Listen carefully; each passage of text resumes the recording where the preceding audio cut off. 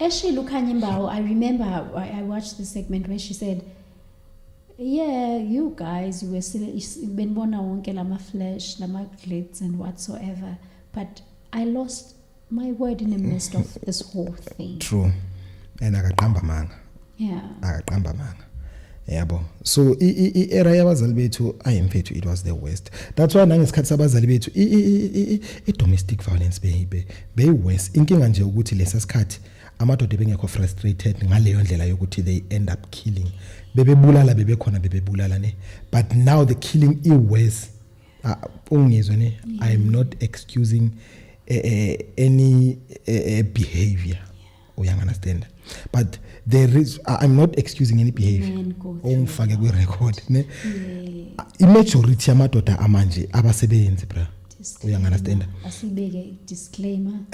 We're not making excuses for perpetrators, whether it's women. Because but economy yethu it's so bad. And the economy lena it is designed ucindezela indoda. So amadoda amaningi they are frustrated, and abafazi amaningi they see that abanye baqala ngama intentions are right ne. Uncle yam ijole uCherry okay benomfazi, and then umfazi wakhe washona, and then waphusha nabanomntwana oyi1 umfazi wakhe, and then moving forward wathola imail yakhona bekusisi obuya bekabuye eLesotho then but une family ngapha. And then wamthatha uDieketseng gama lakhe uDieketseng the devil askisi Dieketseng the devil. Yeah. GD.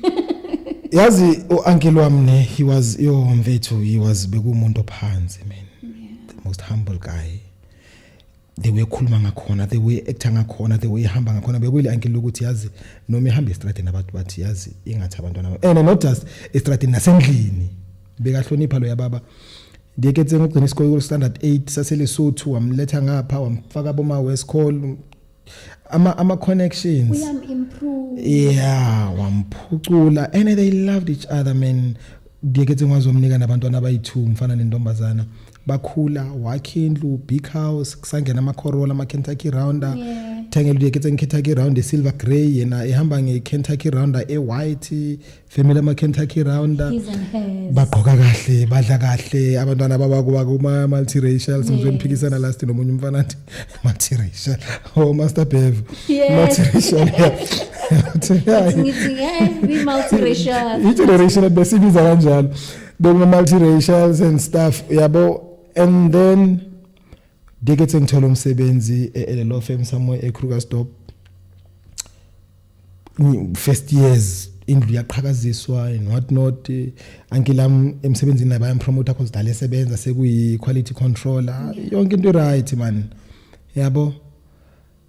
Uncle am at one day bebalele like nomfazi wakhe they did umsebenzi wabo abathanda naye abashadile. They did their marital duties. Ekseni uthi kungena inok emnyango, then he's waking up uyovula le emnyango uyazibuza ukuthi awubani ngalesikhathi makavula is a sheriff from a court. Divorce izomsave hayibo istory sami ngicela ungihambele phambili. Sheriff yase court izomsave baba ngicela usayine lapho tingisanela no you just have to send me. I don't know, I am just a messenger. Signa la okay athathe the package assign aphuma hambe baby akazi khona amaphepha ngiqeda kwathola ngicela uzongibhekisa amaphepha la amaphepha 1 uyavula lapho makathi decree of divorce abuye he bathu I know yazi labantu labaletha amaphepha wrong khona umuntu odivorceayo lethele amaphepha kimi umfazi athi no I'm sorry ngikhohla ukukutshela man angisakufuni ngicela divorce. Bebe phashkwaya last night makasho athi everything was perfect. Hey bathu okay uDieketseng uqala emsebenzini ayi muhle shamlo yasisi mhlophe muhle yabo and yawaza masuthana le voice ekhulumela bathu ndade waba receptionist and then wa promote to a receptionist waba yi personal assistant elawyer setting. so bebehamba nale lawyer uzotshela umalume ukuthi no siyahamba ne case eCape Town. They would go to Cape Town. Kanti Cape Lo kanti amnike blessing and then kuyahanjwa kuye Durban ilawyer but ubuya nemali and then uyaza nemali endlini uyahola I personal assistant ngama party awe FM uya introduceiwa ku guy we lawyer mfethu umfazi wakho wenza umsebenzi omuhle uya understand thanda umuntu wakho themba umuntu wakho angithi so makungena I divorce decree ebathumba modimo and then dekethe ngikwenzakaleni yazi one day angazi ngizoke ngikhulume naye bazokuxoxela yazi athi umuntu wesifazane athi wayithi hawithi mosadi until withi mosadi kuthiwa umfazi ufazi but i-50-50 mfethu namadoda so athi hawithi mosadi until withi mosadi athi yazi the way bekumnandi ngakhona last night at the person obese ngikhuluma naye ngaleso sikhathi it was not my wife athi ngibathe ngathi ngiyancinga ngibathe ngithi nyambuza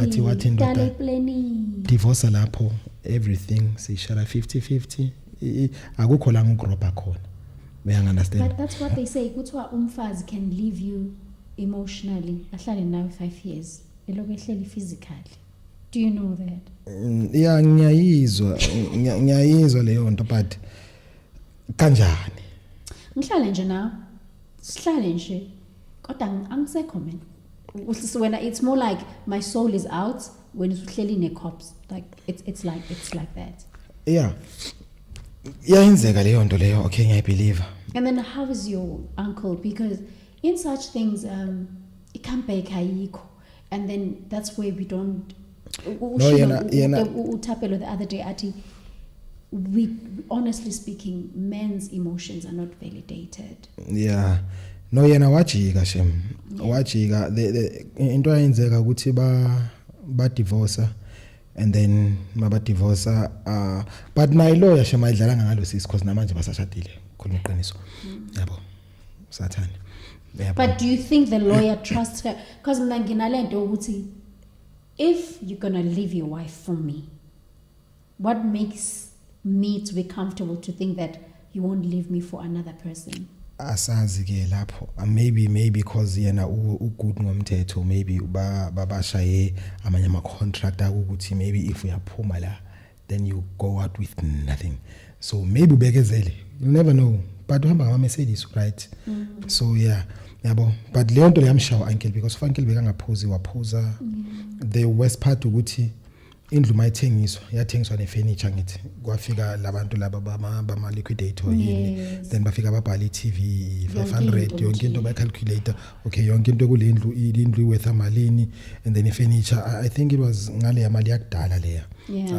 gijimela lapho kuma 400 and something thousand yonke into ngaphakathi and then bathi ke izothengiswa imali share between bona because of umfazi ngoyofuna idivorce angithi befuna indoda then umfazi bekazohlala la understand ya akhulisa abantwana so cause umfazi ofuna yabathi okay you share ukuthi abantwana bazokhona ukusurvive because obvious abantwana bazohamba nomama yabo and then they never sold umfazi wathi okay wena nikeza mina le 200 and something thousand ngiphume ngihambe lo bekangana phela leso sikhathi 200,000 befana ne-million manje yeah and then umfazi wakhuluma noloya bahlanganisa 200,000 bamnikeza bamkhipha endlini yakhe akhipha imali waphuma nempahla zakhe nemoto so umfazi wenzela ukuthi indlu isale nabantwana no yeah yasala nabantwana but yena wahamba nabantwana and then kwabuya usisi wakhe lo waseval wazohlala namanje usahlala kuyo kodwa indlu sisters yeah sisters wakhe hlakaniphile le ntombazana